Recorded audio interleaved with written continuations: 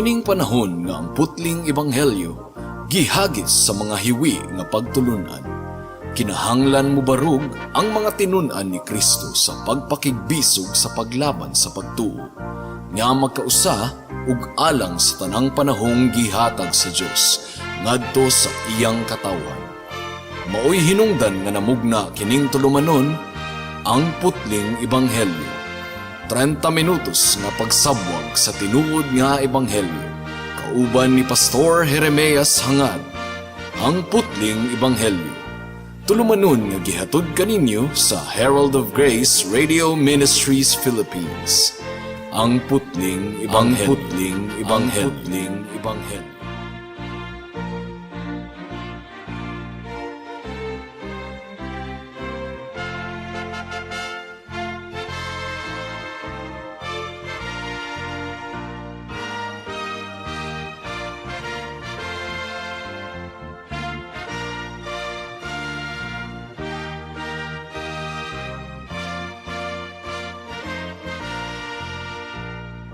Alang sa pagpamalandong sa pulong sa Ginoo, please turn with me to Psalm chapter 7.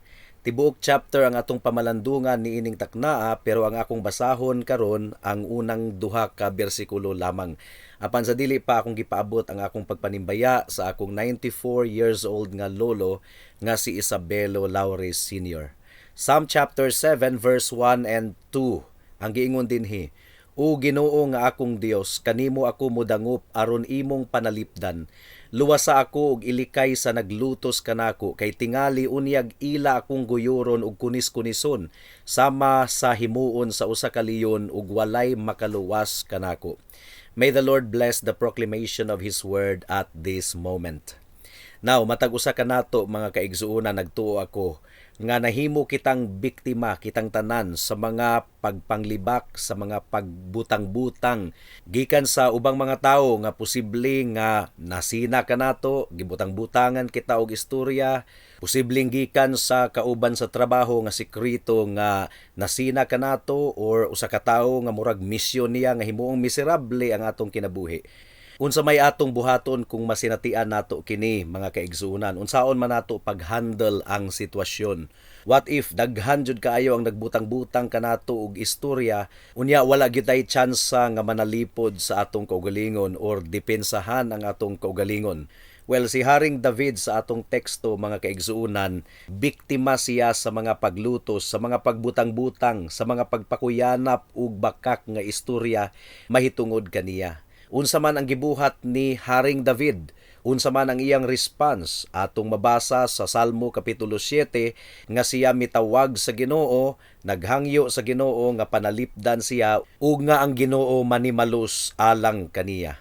Adunay upat ka bahin ang atong pagpamalandong niining takna. Una, ang pangaliya ni Haring David alang sa pagbantay sa Ginoo kaniya. Ikaduha, naghangyo si Haring David nga susihon sa Ginoo ang iyang pagka-inosente o walay sala. Ikatulo, naghangyo si Haring David sa Ginoo nga mubarog kini dayon ug manimalos alang kaniya.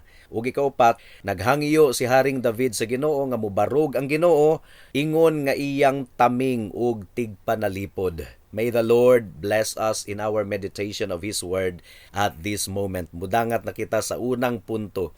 Ang hangyo ni Haring David nga bantayan siya sa atong Ginoo. Verse 1 ug verse 2. Ang giingon dinhi, O Ginoo nga akong Dios, kanimo ako modangup aron imong panalipdan. Luwasa ako og ilikay sa naglutos kanako, kay tingali unyag ila akong guyuron ug kunis-kunison, sama sa himuon sa usa ka leyon ug walay makaluwas kanako. So, miingon si Haring David sa Ginoo, Save me, deliver me, luwasa ako, O Dios. Nagtuog, nagsalig lamang siya sa Ginoo. Taliwala sa mga kasakit nga iyang nabati ug nasinatian, ang iyang kinabuhi, iyang gitugyan sa mga kamot sa Dios. Niadtong murag wala nay paglaom ang tanan, ang Dios mao ang kusgan nga manluluwas ni Haring David. Kaysa tinuod lang, bisan pa ug unsa kakusgan ang atong mga kaaway sa atong pamati, mas gamhanan gihapon ang atong buhi nga Dios ug dili gayud siya mapildi. Gani gidescribe ni Haring David ang iyang mga kaaway ingon nga sama kaisog sa leon. Maupod kini ang description ni Apostle Peter sa 1 Peter chapter 5 verse 8. Mahitungod sa atong kaaway nga si Satanas. Ang giingon dinhi, pag maigmat ug pag mabinantayon kamo kay ang inyong kaaway nga mao ang yawa, naglibot-libot kaninyo sama sa leon nga nagngulob, nangita ug tukbunon. Kining yawa mga kaigsuunan sa Griego nga pinulungan, ang buot ipasabot sa pulong nga yawa, slanderer or manlilibak mga kaigsuunan. Mao kini ang meaning sa pulong nga devil.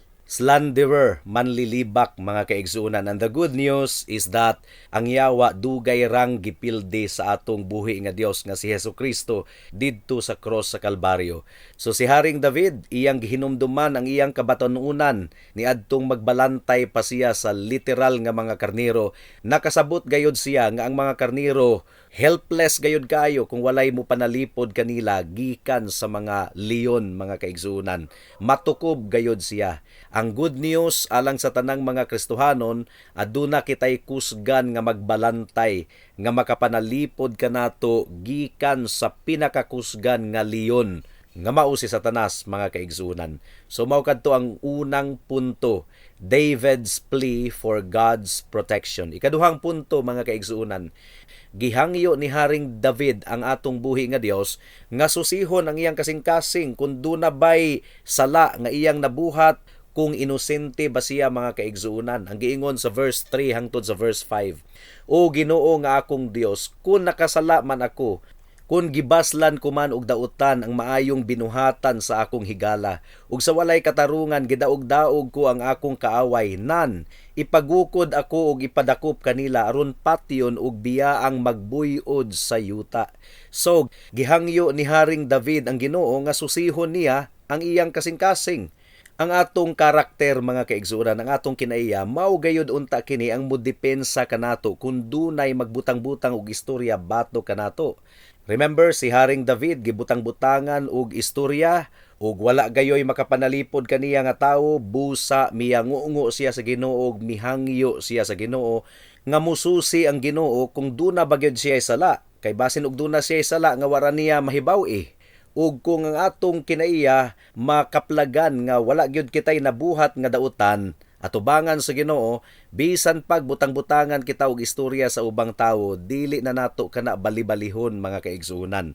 Ang giingon ni Pablo sa 1 Corinthians chapter 4 verse 3 to 5, ang giingon dinhi, wala ako mabalaka nga hukman ako ninyo usab bisan unsang tawhanong hukmanan, kay wala man gani ako maghukom sa akong kaugalingon.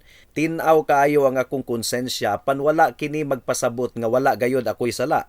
Ang Ginoo ray maghukom kanako, busa ayaw kamo paghukom kang bisan kinsa sa dili pa moabot ang hustong higayon.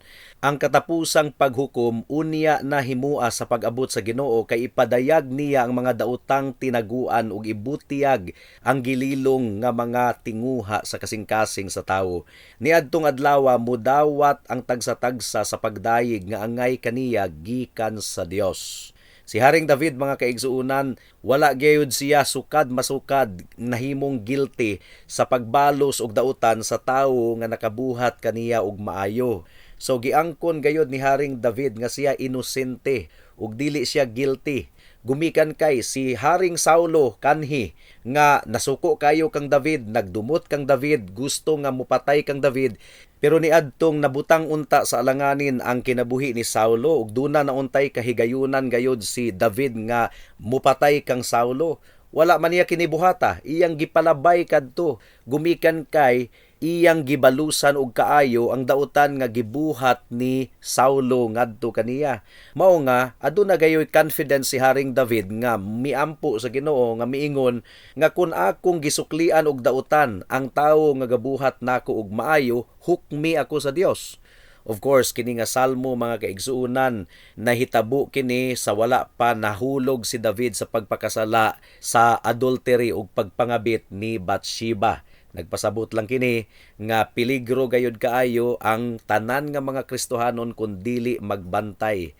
Mao nga bantayan gyud nato ang atong kinabuhi nga dili kita mahulog sa pagpakasala mga kaigsunan. Walay immune niini, walay exempted niini.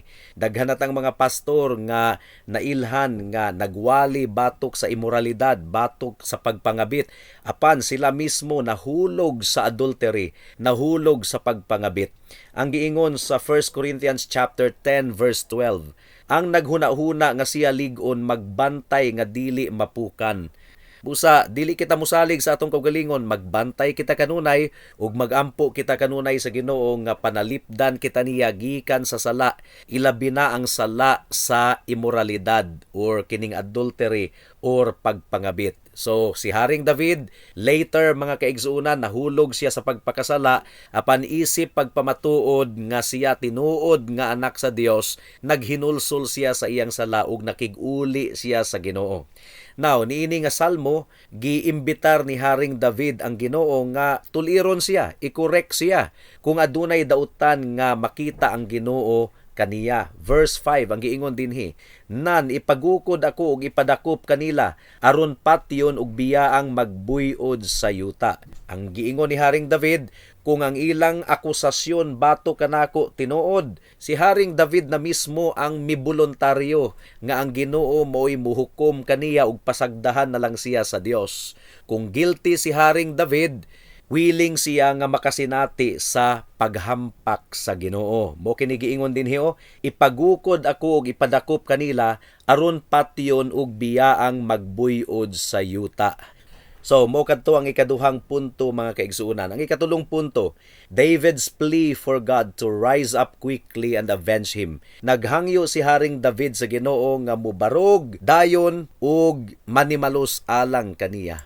Sa tinuod lang mga kaigsuunan, wala kitay katungod nga manimalos. Ang pagpanimalos iya kana sa Ginoo ug dili kana iya kanato. Mao kini giingon ni Pablo sa Roma kapitulo 12 bersikulo 19. Ang giingon dinhi, mga higala, ayaw kamo panimalos, kundili itugyan hinuon kini sa Dios, kay nag-ingon ang kasulatan, ako'y manimalos, ako'y mubayad, nag-ingon ang Ginoo. So sakto gayod ang gibuhat ni Haring David, nga naghangyo si Haring David sa Dios nga manimalos alang kaniya, ug mao kini ang dapat natong sundon mga kaigsuunan.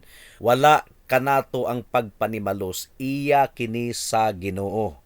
So naghangyo si Haring David nga mobarog ang Dios tungod ug alang sa iyang mga katawhan. Ang giingon sa verse 7, busa tiguma ang tanang katawhan libot kanimo ug gikan sa imong trono sa langit harii sila. So the congregation of the righteous gihulagway niini nga nagtigom palibot sa trono sa Ginoo ug nangaliya kaniya. So nakita nato ang importansya sa pagtigom sa mga katawhan sa Dios as a corporate body.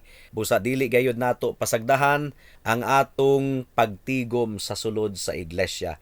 Rise up and judge according to your righteous judgment. So misalig si Haring David sa makatarunganon nga paghukom sa atong buhi nga Dios. Ang giingon diri sa verse 8 and 9, ikaw o Ginoo ang maghuhukom sa tanang katawhan. Ipakanaog ang imong hukom, dapig kanako o Ginoo. Sumala sa akong pagkamatarong ug sa akong kaligdong. Hununga ang binuhatan sa mga tawong dautan ug gantihi ang mga maayo, kay Dios ka nga matarong ug nasayod sa hunahuna ug sa tinguha sa mga tawo. So, sa Ginoo ra gayud misalig si Haring David. Mitawag siya sa Ginoo nga mubarog ug tapuson ang pagkadautan sa mga tawo. Ang giingon diri sa bersikulo 9 sa Psalm chapter 7, hununga ang binuhatan sa mga tawong dautan ug gantihi ang mga maayo, kay Dios ka nga matarong ug nasayod sa hunahuna ug sa tinguha sa tawo. Ingon ini unta ang atong inampuan kanunay mga kaigsuunan. Ug unsaon man paghunong sa Ginoo sa pagkadautan sa mga tawo, well, daghang pamaagi ang atong buhi nga Dios. Pwedeng undangon sa Ginoo ang pagkadautan sa mga tawo pinaagi sa pagbag-o niya sa ilang kasing-kasing. Or doon na po'y mga time, mga kaigsuunan nga direkta gayod nga mupugong ang Ginoo sa ilang gilaraw nga dautan. or ang mga opportunity putlon sa Ginoo aron dili sila makabuhat og dautan, or do na gayon nahitabo nga ang Ginoo mopatay sa mga taong dautan aron dili na kapadayon sa pagbuhat og dautan.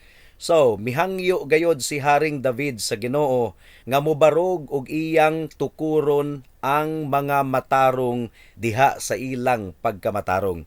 Matthew chapter 6 verse 9 and 10 sa ampo nga tudlo sa Ginoo sa iyang mga katawhan. Our Father which art in heaven, hallowed be your name, your kingdom come, your will be done in earth as it is in heaven. Your will be done. Ang but pasabot, ang kabubuton sa Ginoo mo'y matuman, and God is able to try the hearts of men, and God is able to see perfectly. Mususi gayod ang Ginoo sa sulod sa atong kasing-kasing ug walay matago sa iyang atubangan. So mao kadto ang ikatulo nga punto. Ikaupat nga punto, naghangyo si Haring David sa Ginoo nga mobarog ingon nga iyang taming og tigpanalipod. So niadtong nauna nga section mga kaigsuunan, David is calling upon God to rise up. Karon iya nang gideklarar ang kinaiya sa Ginoo nga tigpanalipod gayod sa iyang mga katawhan. So this is a statement of faith. Ang giingon sa verse 10 mga kaigsuunan, ang Dios akong tigpanalipod, luwason niya ang mga matarong. So this is an expression nga si Haring David nagsalig gayod sa atong buhi nga Dios. Iyang gideklarar nga ang paghukom sa Ginoo matarong gayod, dili gayod masipyat ang paghukom sa Ginoo. Verse 11, ang giingon dinhi, ang Dios matarong nga maghuhukom ug kanunay nagdumot sa mga dautan sa matag adlaw. So kinahanglang dili mag-imagine ang mga dautan nga gibaliwala ra sa Ginoo ang ilang gibuhat sa iyang atubangan, gumikan kay ang Ginoo adunay kapungot sa matag adlaw. Apan ang mga magtutuo sa atong Ginoong Hesukristo nakahiling kawas na gikan sa tunglo ug kapungot sa Dios, gumikan kay gisuluban na sila sa pagkamatarong ni Kristo ug gihugasan na sa iyang hamili nga dugo. Pero kung bulag kang Kristo mga kaigsuunan, ang mga dautan hukman gayod ug pagalaglagon gayod. Mao kini gisaad sa Biblia. 1 Peter chapter 4 verse 17 and 18. Ang giingon dinhi, ang panahon sa paghukom anian na ug ang unang hukman mao ang katawhan sa Dios. Ug kung kita ang unang hukman, unsa kaha ang dangata ni adtong wala motuo sa maayong balita nga gikan sa Dios. Sumala sa giingon sa kasulatan, kun lisod maluwas ang tawong matarong, unsa pa kaha ang wala motuo sa Dios ug ang mga makasasala. So, kung nahinumduman ninyo ang atong pagpamalandong ni adtong Salmo kapitulo 2, atong nasayran nga dali ra gayud kaayo musilaob ang tunglo ug kapungot sa Dios. Ug ang mga tawo sa atong kapanahunan karon wala gayud makarealize niini. Gumikan kay ga-imagine sila nga ang Ginoo pwede natong talo-taloan, pwede natong uwaton kunuhay sa mga maayong butang nga gi-imagine nato nga atong ginahimo, pero dili nato mauwat ang atong Ginoong Hesukristo mga kaigsuunan. Ang atong Dios mainantuson gayud kaayo, pasensyoso ang atong buhi nga Dios, ug puno usab siya og kaluoy sa mga tawo nga naghinulsol. Ug ang Ginoo naghatag usab og kahigayunan sa mga katawhan nga maghinulsol ug makig-uli ngadto kaniya. Well, wala man nagkulang ang Biblia sa pasidaan. Ang giingon sa Romans chapter 1 verse 18, kay ang tunglo sa Dios gipadayag gikan sa langit batok sa tanang pagkawalay Dios ug pagkadili matarong sa mga tawo nga nagpugong sa kamatuoran diha sa pagkadautan. So dili nato baliwalaon kini nga warning mga kaigsuonan. Ikaduha, gideklarar ni Haring David nga ang hustisya sa Ginoo hingpit gayod. Verse 12 and 13 ang giingon dinhi, kun ang mga tawo dili maghinulsol, bairon sa Dios ang iyang espada. Ang pana niya iyang giandam ug iyang gibingat. Giandam na niya ang iyang mga hinagiban nga lantip kaayo. Ang nagdilaab nga udyong iya nang gitaod sa iyang pana. Ang pulong sa Ginoo hait kayo mga kaigsuunan. Ang iyang pronouncement iya nang giandam karon batok sa mga dautan. The sword is a sign of judgment. Now niadtong nahulog si Adan ug si Eva sa sala mga kaigsuunan, ang espada sa Ginoo galibot-libot aron dili sila makakaon sa bunga sa tree of life. Ang giingon diri sa Genesis chapter 3 verse 24, Gipapahawa sa Dios ang tawo ug gibutangan niya ang silangan sa tanamanan sa Eden ug mga kerubin ug usa ka espada nga nagdilaab ug nagtuyok-tuyok aron walay makaduol sa kahoy nga naghatag og kinabuhi. Now, ang pulong sa Ginoo mga kaigsuonan gidescribe usab nga mas hait pa sa espada nga duhay sulab. Hebrews chapter 4 verse 12 ang giingon dinhi. Kay ang pulong sa Dios buhi ug maabtik ug mas hait pa kaysa bisan unsang espada nga duhay sulab. Mudulot kini hangtod sa kinahiladman sa kalag ug sa espiritu, hangtod sa dapit diin nag-abot ang lutahan ug ang kauyukan. Nag-usisa kini sa mga tinguha ug hunahuna sa kasing-kasing sa tawo. Mao nga ang Biblia mga kaigsuonan aduna gayoy warning mahitungod sa paghukom sa Dios ug kabahin sa pagwali sumala sa kabubuton sa Ginoo. Mao kining iwali nato ang mahitungod sa umaabot nga paghukom sa Dios. Kinahanglan nga dili maglikay ang mga pastor niini nga mga topic sa pagwali. Ang giingon ni Pablo sa ikaduhang Timoteo kapitulo 4 bersikulo 2, pagkugi kanunay sa pagwali sa mensahe sa tanang panahon gayod, daniha, badlunga, dasiga, ug tudloi uban sa pagpailob ang mga tawo. So adunay pagbadlong, adunay pagdasig, aduna usay pagpasidaan. Kung mobalik na ang atong Ginoong Hesukristo, diha na ang panahon nga iya gayong ipahamtang ang iyang paghukom mga kaigsuonan. Pinadayag kapitulo 1 bersikulo 16 ang giingon dinhi mga kaigsuonan, may gikuptan siyang 7 ka bituon sa tuon niyang kamot ug migula sa iyang baba ang hait nga espadang duhay sulab. Sulaw ang iyang nawong ingon sa adlaw sa udtong tutok. So gideklarar ni Haring David mga kaigsuonan nga ang espada sa Ginoo gibaid na hait na kaayo mga kaigsuonan.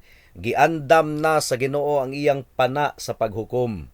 Niadtong kapanahunan ni Noah, siya nahimong magwalali alang sa pagkamatarong. Pero ang mga tawo wala gayud maminaw ni Noe. Wala naminaw sa pagpasidaan ug nasayod kita mga kahigalaan kung unsa ang ilang gidangatan. 2 Peter chapter 2 verse 4 hangtod sa verse 9. Wala kaluy sa Dios ang mga anghel nga nakasala. Gitambog sila sa impyerno ug gibilanggo taliwala sa kangitngit hangtod sa adlaw sa paghukom. Wala usab kaluy sa Dios ang karaang kalibutan. Gipalunupan hinuon niya kini tungod sa pagkadautan sa mga tawo. Ang iya lamang giluwas mao si Noe nga nagwali sa kamatuoran ug ang laing 7 ka tawo. Gisilutan sa Dios ang mga syudad sa Sodoma ug Gomora, pinaagi sa pagsunog niini o gihimo kining panig-ingnan sa mahitabuon niya sa mga tawong dautan. Apan iyang giluwas si Lot, usa ka tawo nga matarong nga naguol pag-ayo tungod sa pagkadautan sa mga tawo. Kaysa nagpuyo pa si Lot uban kanila, nakita og nadungog niya ang ilang daotang mga buhat, busa nahasol pag-ayo ang iyang matarong nga kalag. Ang Dios mahibalong muluwas sa mga taong Dios nun gikan sa mga pagsulay ug musilot sa mga daotan sa adlaw sa paghukom. So, grabe kayo kini nga warning mga kaigsunan. Ma-imagine nato nga sa adlaw sa paghukom adunay mga dalugdog, adunay mga liti, adunay mga kilat sama sa nahitabo sa kapanahunan ni Noe. Well, basin og mga tarungan ikaw higala nga, ingon og muhukom ang Ginoo nga nung hangtod karon. Gawas nun man gihapon kung magpakasala, wa may nahitabong dautan nga ri kanako, so dili kana tinuod nga maghukom ang Ginoo. Well, matod pa sa usa ka inila nga magwawali nga si Jonathan Edwards mga kaigsuonan ang iyang giingon, ang mga dautan na karon ang gipunting sa susamang kasuko ug tunglo sa Dios nga gipakita sa mga pag-antos sa impyerno. Ug ang hinungdan nganong wala pa sila gitambog karon sa matag higayon sa impyerno, dili tungod kay ang Dios kang kinsang gahom nagakupot kanila karon, wala na suko kaayo nila karon sama sa iyang kasuko sa mga katawhan nga nag-antos na pag-ayo sa impyerno karon ug nakabati na karon didto sa kabangis sa iyang tunglo. Oo, nasuko gayud kaayo ang Ginoo sa bagang mga katawhan nga lumulupyo sa kalibutan karon. Ug sa walay duda sa daghan nga mga ania niini nga panagtigom nga basin og naa sa kahayahay sa ilang pagbati sama sa kasuko niya karon sa mga naglangoy na sa mga kalayo didto sa impyerno. Dili tungod kay ang Dios wala ra nagpanumbaling sa ilang pagkadautan karon, ug wala ra matandog niini nganong wala pa niya gibayaw ang iyang kamot aron puuhon sila. Dili susama kanila ang Ginoo. Bisan pag naghuna-huna tingali sila nga pareho ra kanila ang Dios. Nagdilaab ang tunglo sa Dios bato kanila, ang ilang pagkalaglag wala natulog, giandam sa Dios ang bungaw ug ang kalayo, ug ang hudno init na kaayo karon. Andam na nga mudawat kanila, isog na kaayo karon ang mga kalayo nga nagdilaab. Ang sidlak kaayo nga espada hait na kaayo, ug gibayaw na sa Dios bato kanila, ug abli na karon ang bungaw aron lamunon sila. Grabe. Ikatulo, gideklarar sa Ginoo nga iyang unayon ang mga dautan sa dautan nga ilang gihimo. Matod pa sa verse 14 hangtod sa 16. Ang taong dautan naghunahunag dautan, naglaraw og kasamok ug nagsultig mga bakak, nagkalot siya gahong apan siya hinuoy na unay pagkahulog. Maunay siya sa iyang kadautan ug mahiagom sa iyang kabangis. Ang ultimo nga paghukom sa Ginoo mahitabo kana sa adlaw sa pagbalik sa Dios. And on that day, pagahukman sa Ginoo ang tanang mga katawhan sumala sa ilang gibuhat. Now, adunay mga higayon nga ang Ginoo iyang ipakita ang iyang paghukom niining kalibutana ato kining nasaksihan. Si Haman, for example, gusto niyang patyon ang mga Hudiyo, gusto niyang silutan si Mordecai nga magtutuo sa Ginoo, apan naunay si Haman sa bitayan nga iyang giandam aron bitayon unta didto si Mordecai nga sulugoon sa Ginoo. Pero ang pagdumot sa Ginoo, mga kaigsuunan, iya gayong ibubo sa kinatibuk-an gayod sa adlaw sa iyang pagbalik, ang iyang tunglo ug kapungot. Romans chapter 12 verse 19 to 21 ang giingon dinhi, mga higala, ayaw kamo panimalos, kundili itugyan hinuon kini sa Dios, kay nag-ingon ang kasulatan, ako'y manimalos, ako'y mubayad. Nag-ingon ang Ginoo, hinuon sumala sa giingon sa kasulatan, kun gigutom ang imong kaaway, pakan-a siya, kun giuhaw, paimna, kay sa paghimo mo niini maulaw siya sa iyang gibuhat kanimo, ayaw padaog sa dautan, hinuon dag-a ang dautan pinaagi sa maayo.